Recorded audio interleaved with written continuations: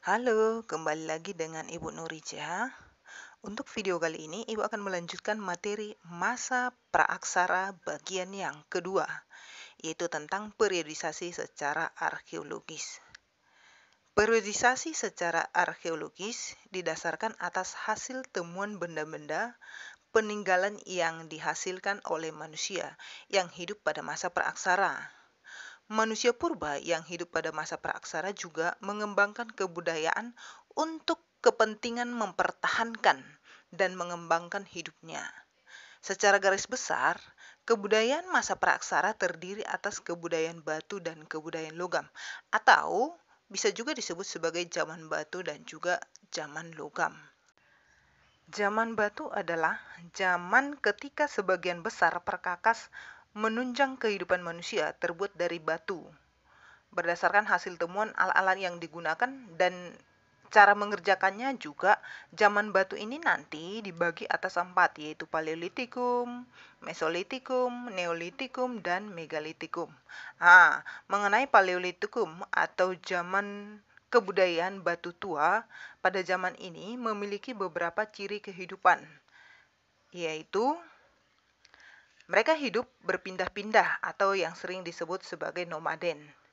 Kemudian mereka juga mengumpulkan makanan dengan cara berburu, menangkap ikan, mengumpulkan buah-buahan, dan mereka juga mengenal dengan istilah food gathering.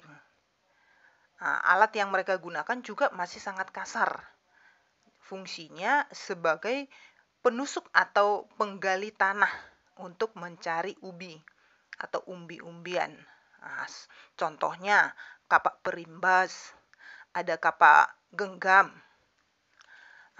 Kemudian para ahli banyak menemukan hasil kebudayaan ini di daerah Pacitan dan juga Ngandong, itu di Jawa Timur, maka sering disebut kebudayaan Pacitan dan juga Ngandong.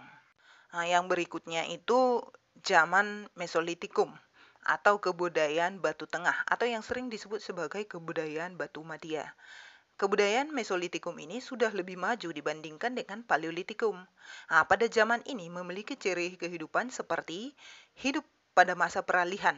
Dalam artian di sini sebagian berpindah-pindah dan sebagian lagi hidup menetap. Kalau yang berpindah-pindah itu dominan mereka berburu. Kalau hidup yang menetap ini secara garis besar dalam kebudayaan Mesolitikum dikenal adanya kebudayaan Keukenmodinger atau Midden atau sampah dapur, yaitu ditemukannya tumpukan kulit kerang yang menggunung dan di dalamnya ditemukan sejenis kapak genggam dan kapak pendek. Ini dikenal dengan kapak Sumatera karena ditemukan di daerah Sumatera. Dan juga ada kebudayaan Obri Suroce.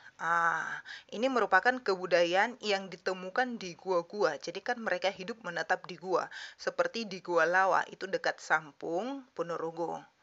Di gua itu ditemukan sejenis peralatan dari batu yang sudah diasah. Ada juga alat-alat yang terbuat dari tulang dan tanduk. Ada juga batu penggilingan. Jadi pada zaman Mesolitikum ini, mereka mengumpulkan makanan dengan cara berburu. Dan alat yang mereka gunakan juga sudah mulai halus, seperti kapak Sumatera. Kemudian yang berikutnya ada zaman Neolitikum atau kebudayaan batu baru. Pada zaman ini memiliki beberapa ciri kehidupan seperti mereka sudah hidup menetap. Kemudian juga mereka mulai mengenal bercocok tanam. Adanya food producing atau di mana pada masa ini masa bercocok tanam dan kehidupan mereka sudah maju dan dapat memproduksi makanan sendiri. Kemudian alatnya sudah mulai halus, seperti ditemukannya kapak persegi, kapak lonjong. Jadi pada zaman ini hasil kebudayaan masyarakat sudah semakin beraneka ragam, seperti ditemukannya perhiasan, gerabah, dan juga pakaian. Kemudian yang berikutnya dilanjut dengan zaman Megalitikum atau yang dikenal dengan kebudayaan batu besar. Pada zaman ini Batu memiliki fungsi yang berbeda apabila dibandingkan dengan zaman sebelumnya. Di sini fungsinya sebagai kuburan dan juga sebagai tempat sembahyang. Pada zaman batu ini memiliki beberapa ciri kehidupan seperti mereka hidup menetap di perkampungan. Kemudian juga pada zaman ini sudah ada sistem religi. Hal ini dapat dibuktikan dengan ditemukannya batu yang cukup besar. Misalnya batu ini nanti memiliki fungsi masing-masing. Contoh, menhir. Menhir ini merupakan bangunan berupa batu tegak atau tugu batu, di mana fungsinya itu sebagai tempat memuja roh nenek moyang. Kemudian ada dolmen, di mana dolmen ini merupakan bangunan berupa batu meja atau meja batu, di mana fungsinya sebagai tempat persembahan untuk memuja arwah nenek moyang. Dan ini juga fungsinya sebagai pelinggih tempat duduk untuk kepala suku ataupun raja. Ada lagi peti kubur. Peti kubur ini adalah tempat menyimpan mayat. Peti kubur batu ini dibentuk dari 6 buah papan batu dan sebuah tutup peti. Papan-papan batu ini disusun secara langsung dalam lubang yang telah disiapkan terlebih dahulu dan biasanya diletakkan membujur ke arah sungai atau gunung. Ada lagi waruga. Waruga ini merupakan peti kubur batu dalam ukuran yang kecil. Jadi bentuknya itu seperti kubus dan bulat dia. Waruga ini ditemukan nanti di daerah Sulawesi Tengah. Kemudian yang berikutnya ada sarkofagus.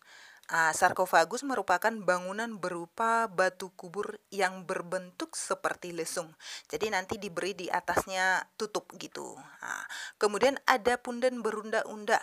Punden berunda ini merupakan bangunan bertingkat atau batu bertingkat. Ini nanti dihubungkan tanjakan kecil.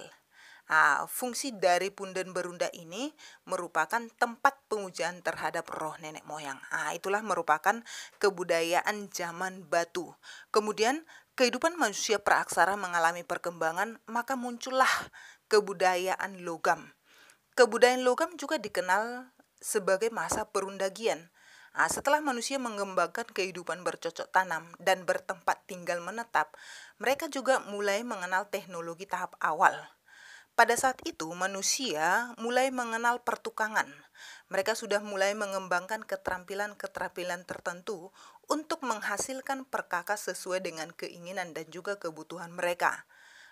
Di mana juga tindakan yang mereka lakukan membuat alat-alat dari perunggu juga gitu. Pada masa perundagian ini, manusia tidak hanya mengenal peralatan kerja seperti kapak dan beliung, tetapi juga mereka sudah mampu menciptakan beberapa peralatan yang memiliki teknologi pada tahap awal. Misalnya, peralatan dari besi, ini jenis peralatannya ada beliung, ada cangkul atau mata pisau atau mata tombak dan juga sabit. Kemudian ada gerabah. Berbagai gerabah yang terbuat dari tanah liat. Itu sudah ditemukan pada masa itu. Kemudian ada pakaian. Ini banyak ditemukan di daerah Kalimantan, ada di Sulawesi dan juga tempat lainnya.